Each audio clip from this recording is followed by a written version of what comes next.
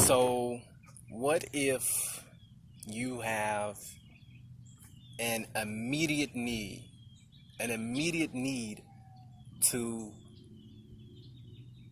break the language barrier? You know, in slavery times, you had people of two different languages, but in order to get them to do what they were needed to do, they still had to communicate.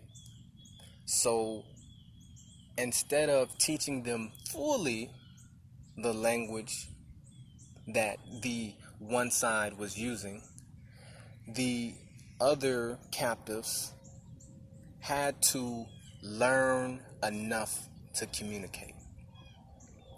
Even though they had their own language, they had to kind of break off from their language and learn the others. So when things like this come about, when it's an immediate need to break that language barrier, you probably have chopped up languages. Chopped up languages that form and that, if still used and used effectively by both sides, you'll have a new language. You'll have different dialects, different tones, derivations of that one mother language, but broken up into children languages. So this can be messy for us, especially if we're trying to learn a language that was rooted or that stemmed from a mother language that is 50-50 broken. So it just gives us more work to do, because now if we want to that was a spider, I don't deal with them. So now if we want to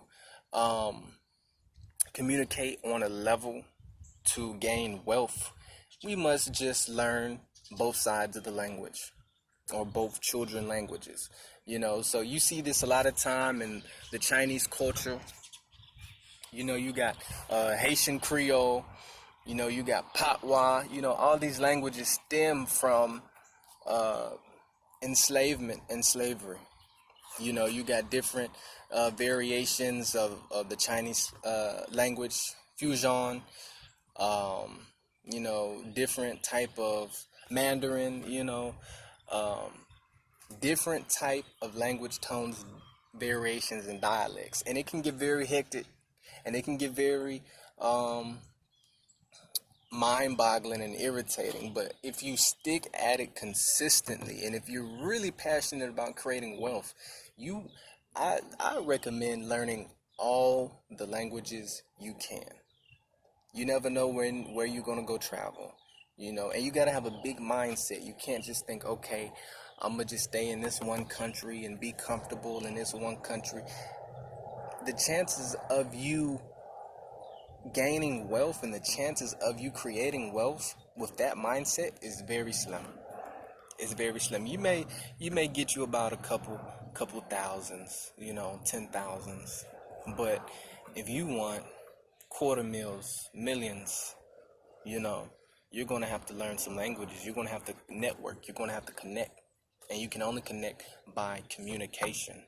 All right. And you won't be able to communicate. There are big America and the English language are far from the only people who have wealthy billionaires, wealthy millionaires, wealthy 100,000aires, all over the world. China, Japan, Israel, Russia, they got wealthy people. So you're going to have to learn some languages, and you're going to have to apply them. So with that, I want everybody to have a productive day. Get out there and learn some new languages, or at least consider learning some new language. All right.